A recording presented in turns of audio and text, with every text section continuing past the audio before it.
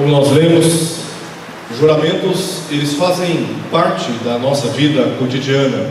Vez por outra estamos fazendo juramentos, estamos fazendo votos, estamos fazendo promessas. E aqui nós percebemos que Jesus está tratando justamente sobre isso. Mas o que são juramentos à luz da palavra de Deus? O que a Escritura diz a respeito disso? Como procedemos em relação aos juramentos? Um juramento, a pessoa, ela invoca uma coisa, poder, uma pessoa acima dela, como garantia daquilo que ela está dizendo. Então, em muitas ocasiões, na cultura judaica, Deus ele era invocado como sendo testemunha daquilo que estava sendo comprometido com os lábios. Então, o que se faz é que, neste caso, quando a pessoa não cumpre aquilo que ela está proclamando, declarando, Deus, que antes foi invocado como testemunha do que foi prometido, tem agora o poder para punir a pessoa. Ou mesmo quando aquilo que foi dito foi comprovado como sendo mentiroso, não foi comprometido com a verdade. É isso que nós encontramos, por exemplo, em Hebreus capítulo 6, verso 16, que diz: pois os homens juram pelo que lhes é superior, e o juramento, servindo de garantia para eles, é o fim de toda contenda. Ora, se eu tenho Deus como testemunha e autoridade sobre aquilo que eu estou pronunciando, então não há motivo para nenhuma contenda. Era assim que eles procediam antigamente, invocando Deus como sendo testemunha. Aqui no sermão proferido por Jesus, dos capítulos 5 ao capítulo 7 de Mateus, Jesus teve como objetivo direcionar o verdadeiro entendimento da lei aos discípulos, formando assim uma geração mais comprometida com os padrões do reino de Deus. Em Mateus capítulo 5, verso 17, se você puder conferir, diz o seguinte: não penseis que vim revogar a lei ou os profetas. Não vim para revogar. Ele está enfatizando novamente a sua missão. Ele veio, pelo contrário, para cumprir aquilo que estava previsto na lei. E o que Jesus veio cumprir, previsto na lei, foram os seus preceitos redentivos. Ele veio e satisfatoriamente cumpriu tudo o que na lei estava sendo exigido para a nossa justificação. Mas o fato de Jesus ter vindo para cumprir rigorosamente o que estava prescrito na lei, com respeito à justificação dos eleitos, não dispensou os seus discípulos da grandiosa tarefa, da grandiosa responsabilidade que lhes cabia. Porque no verso 19 do capítulo 5, nós lemos que o dever dos discípulos era de observar e também ensinar a lei. Observar é uma palavra no grego que poderia ser traduzida como cumprir. Aos discípulos cabia-lhes cumprir a lei e também ensinar a lei. Isso está claro. É nesse sentido que no verso 20 do capítulo 5, Jesus disse que a justiça dos seus discípulos deveria exceder em muito a justiça dos escribas e fariseus.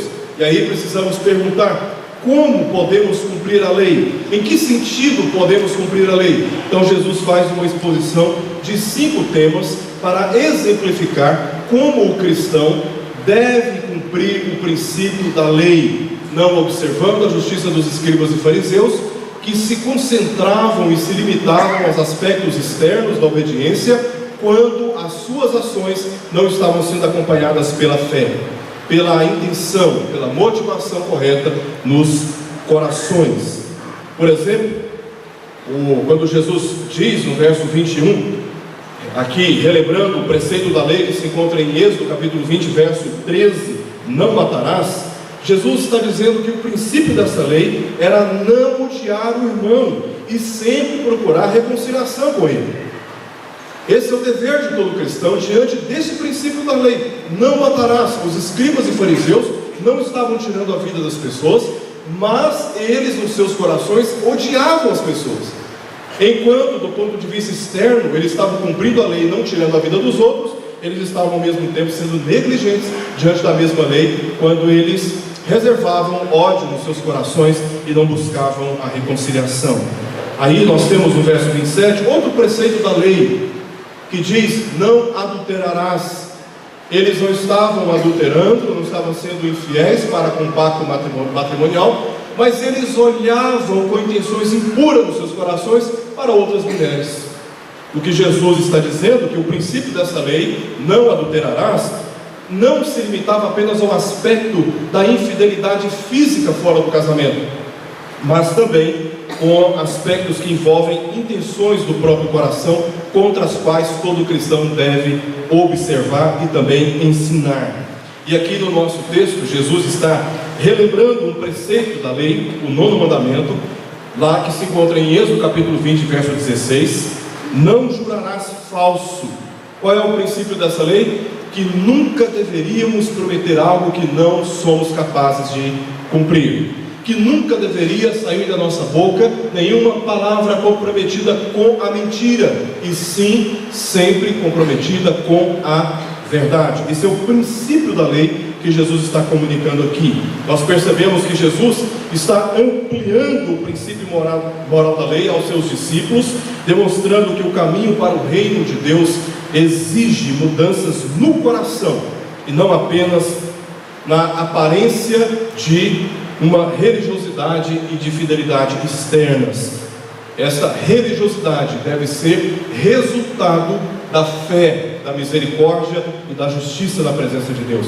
Sem tais valores, embora do ponto de vista externo sejamos encontrados fiéis aos olhos de Deus, diante dos nossos corações podemos ser encontrados na verdade como infiéis para com Ele.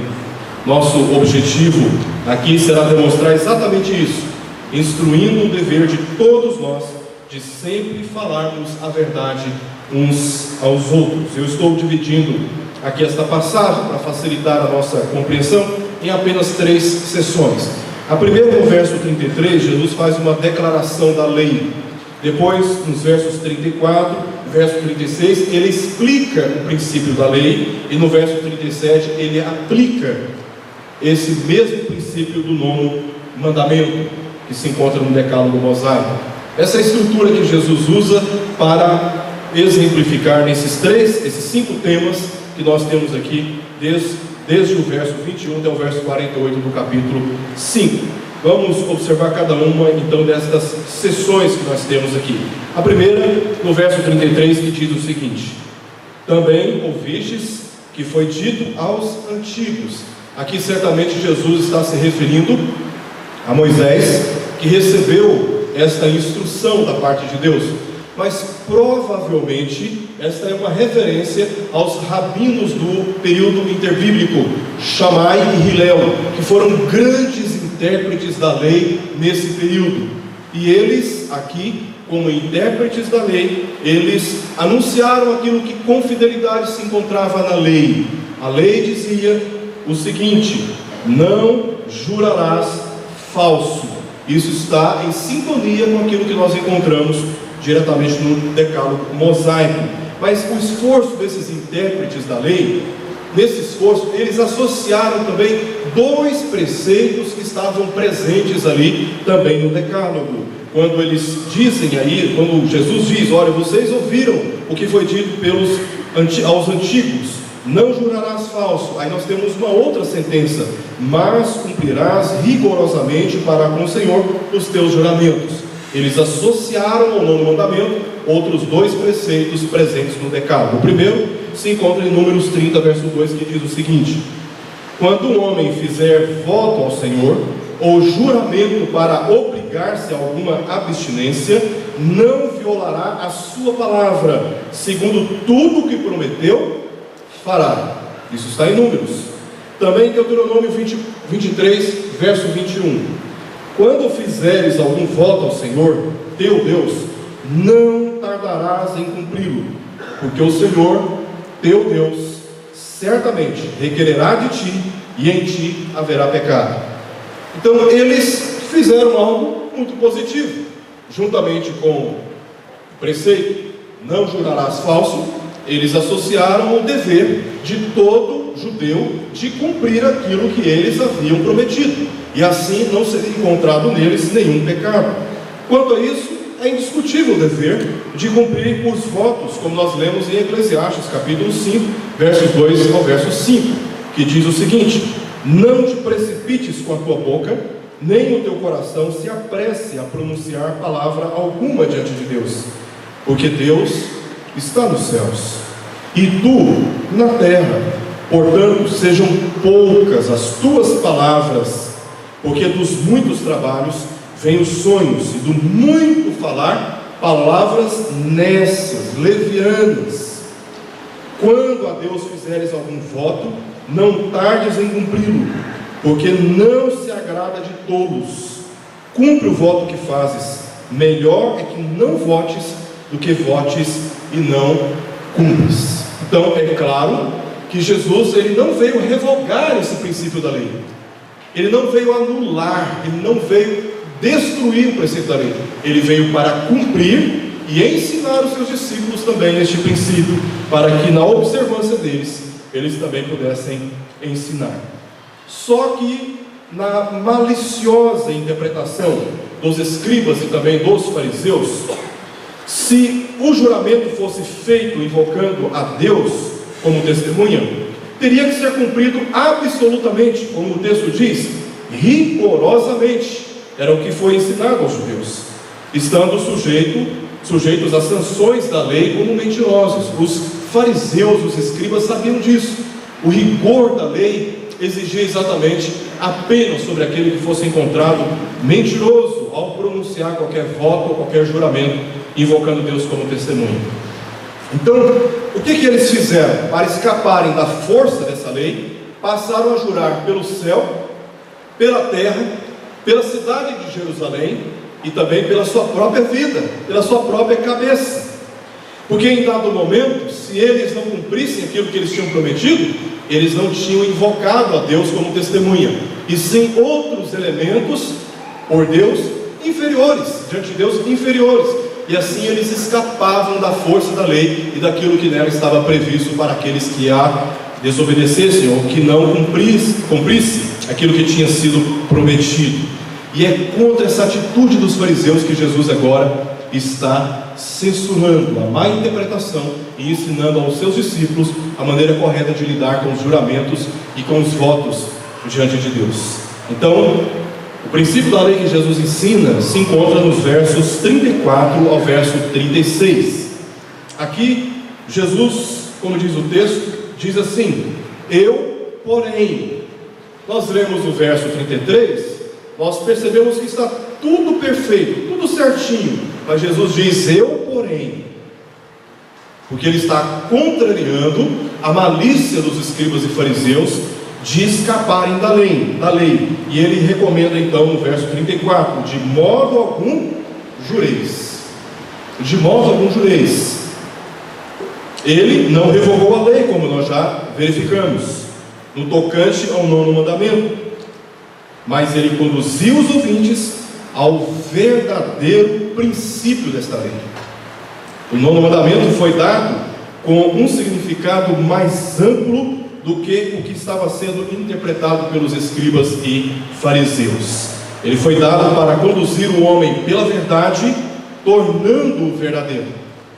E muitas vezes, não somente os escribas e fariseus, mas inclusive nós mesmos, quando ouvimos alguma coisa, quando vemos alguma coisa, ao descrever exageramos, incluindo os nossos detalhes, outros detalhes, incluindo a nossa própria interpretação, e fugimos da exatidão daquilo que ouvimos e também vimos.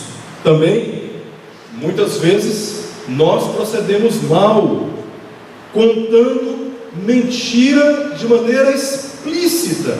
Sabemos muitas vezes de coisas que não são verdadeiras, ainda assim nós pronunciamos. E o 9º mandamento, ele foi dado para nos impedir, para nos advertir, para nos conduzir à verdade, rejeitando toda forma de mentira. Muitas vezes também, especialmente em cerimônias de casamento, já tive o privilégio de fazer vários casamentos e ainda faço, noivos prometendo cuidar um do outro e de lhe ser fiel para com o outro, isso tudo sendo feito diante de Deus, votos, e não demora muito, com os desgastes do tempo, com as distorções e em busca de justiça própria, muitas vezes, aqueles votos passam a ser desconsiderados e quebrados diante de Deus para proteger os nossos próprios interesses diante de conflitos matrimoniais. Votos que são feitos diante de Deus, votos que são feitos um para com o outro, devem ser cumpridos à risca. E o 9º mandamento nos lembra disso: não jurarás falso. Não façam promessas e votos que não se pode cumprir. Muitas vezes fazemos promessas, não cumprimos as nossas promessas e cobrimos esta falta com muitas justificativas, na tentativa de dizer para nós mesmos que nós não mentimos quando prometemos e não podemos cumprir. São subterfúgios, são caminhos escuros, discretos, muitas vezes adotados para fugir do rigor da lei, que exige que, uma vez que os votos sejam feitos, eles devem ser cumpridos à risca. Mas esse 9º mandamento, ele tem um foco ainda mais específico: que jamais o nome do Senhor fosse usado e seja usado para dar força a um compromisso, sabendo que não pode ser cumprido. O nome de Deus jamais pode ser profanado, usado de maneira indevida, usando o nome do Senhor em vão. O 9º mandamento nos lembra que jamais o nome do Senhor, Deus que está nos céus, nós que estamos na terra, pode ser usado para testificar, para ratificar, para confirmar qualquer palavra pronunciada pelos nossos lábios que não estejam comprometidas com a verdade. É nesse sentido que Jesus diz aí no verso 34: de modo algum jureis. De modo algum jureis. Este mandamento ensina que Deus deve ser honrado com as nossas palavras, nunca profanado. Também condena a mentira, falso testemunho nos relacionamentos. Aliás, o 9º mandamento do Decálogo diz: não jurarás falso testemunho contra o teu próximo. Então esse mandamento, ele tem um princípio que é positivo. Nós devemos zelar pela reputação dos nossos irmãos, zelar pelo testemunho dos nossos irmãos, nunca dizendo nada contra a verdade que prejudique a integridade dos nossos irmãos. Pelo contrário, eles devem ser honrados com as nossas palavras quando falamos a verdade a respeito deles.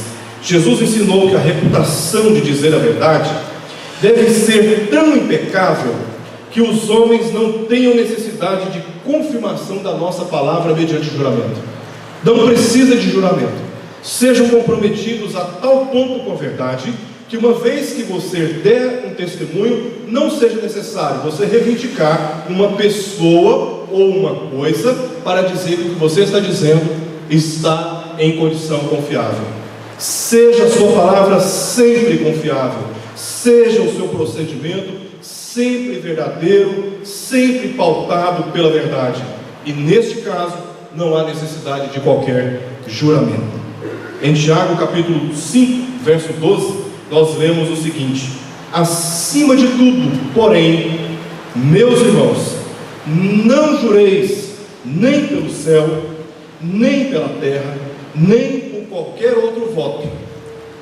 Antes, seja o vosso sim, sim, e o vosso não, não, para não cairdes em juízo. Para não cairdes em juízo. O ponto de Jesus é que de nenhum modo o homem está livre da obrigação de falar a verdade, ou de sofrer a pena por mentir em juramentos, votos ou promessas, pelo simples fato de não os fazer em nome de Deus, pelas seguintes razões, e nós temos aqui no verso 34, quando ele diz, ainda no verso 34, não jureis, de modo algum jureis, nem pelo céu por ser o trono de Deus. Verso 35, nem pela terra por ser o estrado de seus pés. Verso 35 ainda, nem por Jerusalém por ser a cidade do grande rei. Verso 36, nem jureis pela sua vida, pela sua cabeça, porque não podes tornar um cabelo branco ou preto. Ou seja, ninguém tem o poder de mudar os seus dias, de alterar as horas. Toda a vida humana está debaixo do governo de Deus, De um modo ou de outro, embora os escribas e fariseus não faziam juramentos em nome de Deus, ao fazer juramentos em nome dos céus, da terra, da cidade de Jerusalém, ou pela sua própria cabeça, eles ainda assim estavam fazendo votos diante de Deus. Ainda assim, porque tudo que envolve a vida humana, direta ou indiretamente, está diante de Deus. A argumentação de Jesus é muito simples. Você não jura por Deus, mas você jura por outras pessoas ou coisas, ou até mesmo por cidade. Ainda assim, você diante de Deus tem o dever de sempre falar a verdade. E sempre quando você mente ou não cumpre aquilo que você prometeu, você está diante da mesma lei que exige punição para aqueles que desonram o juramento.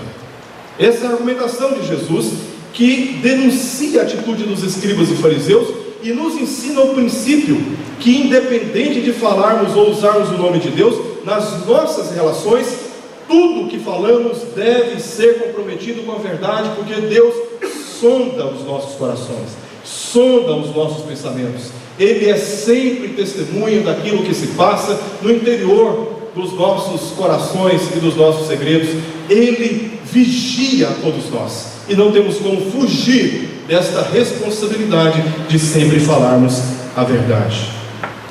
E ele conclui no verso 37, fazendo, portanto, a aplicação desse preceito, desse princípio da lei, quando ele disse: seja, porém, a tua palavra sim, sim, não, não.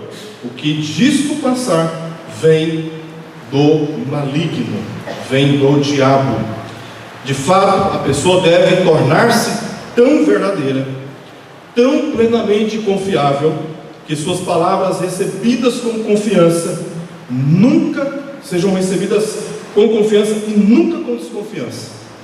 Quando você é uma pessoa comprometida sempre com a verdade, a sua palavra vale muito e não tem necessidade de confirmação.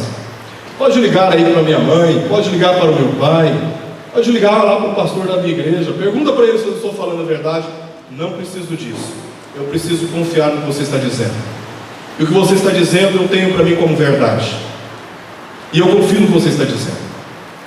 Esse é o princípio que Jesus está transmitindo. Não há necessidade de jurar nem por Deus, nem pelo céu, nem pela terra, nem por Jerusalém, nem pela sua própria vida. Sua palavra deve ser sempre carregada com a confiança nos relacionamentos. Existe apenas um juramento e garantia ideal para o homem: a sua palavra. Nossa palavra deve ser a nossa suficiente garantia contra qualquer desconfiança ou insegurança daqueles que nos ouvem. Devemos ser assim, impecavelmente comprometidos com a verdade diante de Deus e diante dos nossos irmãos, como disse o apóstolo Paulo em Efésios capítulo 4, verso 25. Ele disse: por isso, deixando a mentira, falemos a verdade uns aos outros, pois somos membros uns dos outros. Deixando a mentira, falemos a verdade. Quando um crente deseja afirmar algo, que simplesmente diga sim. Quando deseja negar algo, que simplesmente diga não. Qualquer coisa que vá além disso é de origem maligna. Por quê? Porque se você não deseja uma coisa, você diz sim, há uma incongruência, há um conflito ali. Não é verdadeiro aquilo que está sendo dito, porque você não quer. Então, se você não quer, diga não. Se você quer, não pronuncie algo que seja contrário, diga sim. Se você quer, diga sim. Se você não quer, diga não. O que passa disso é mentira, é mentiroso. E o diabo é o fomentador, o maligno, é aquele que gera, é aquele que tenta, é aquele que provoca a mentira. Ele é o pai da mentira, ele é o condutor da mentira, ele é o guia da mentira. Enquanto Jesus é o único caminho, a verdade e a vida. Jesus, ele é verdade A sua palavra é a verdade. Deus é a verdade. Somos filhos da verdade, seguidores da verdade, e nunca deveria haver nos nossos lábios a mentira. Nunca deveria haver nos nossos lábios juramentos, votos, promessas, diante das quais não há, por parte dos nossos corações, a intenção de cumprir. Porque Deus está nos céus e nós estamos na terra. Como poderíamos afrontar, desafiar a sabedoria tão soberana de Deus, que dos céus sonda os nossos corações? Quero concluir trazendo duas aplicações, dois conselhos para todos nós aqui. Em primeiro lugar, com respeito aos votos, os juramentos e as promessas que são feitas no ambiente dos nossos cultos. Na Igreja Presbiteriana do Brasil, os votos têm lugar no culto. Isso está confirmado pelos nossos padrões confessionais, os nossos símbolos de fé. Na Confissão de Fé, por exemplo, de Westminster, capítulo 22, nós temos uma clara declaração, com base nos preceitos das Escrituras, de que os votos fazem parte, são elementos saudáveis e bíblicos dos nossos cultos. Lá no parágrafo 7, contudo, ela ressalta com essas palavras: ninguém deve prometer fazer coisa alguma que seja proibida na palavra de Deus, ou que embarace o cumprimento de qualquer dever nela ordenado, nem o que não está em seu poder cumprir, para cuja execução não tenha promessa ou poder de Deus. Qual é a preocupação da Confissão de Fé de Westminster?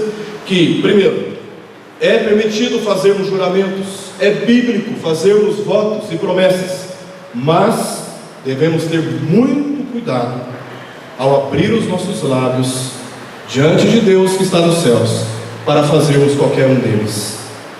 Porque uma vez que nós juramos, uma vez que nós fazemos votos, uma vez que nós fazemos promessas, nós temos o dever de cumprir.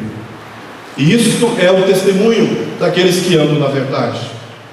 Os meus filhos, desde pequenininhos, eu sempre digo para eles, quando eu faço alguma promessa que eu sei que dá para cumprir, eu falo: sabe por que eu estou prometendo? E sabe por que prometi? E sabe por que agora eu vou cumprir? Porque o Papai do Céu, sempre disse para eles quando eles eram pequenos, porque o Papai do Céu, Ele sempre cumpre aquilo que Ele promete. Ele nunca nos engana. Quando Ele fala algo, quando Ele promete algo, a gente pode ter certeza que Ele vai cumprir. E o Papai não pode agir assim diante de você. Então, quando o Papai falar para você, você vai apanhar. Não adianta dormir no carro no caminho de casa. Não adianta. Eu tenho que cumprir aquilo que eu prometi.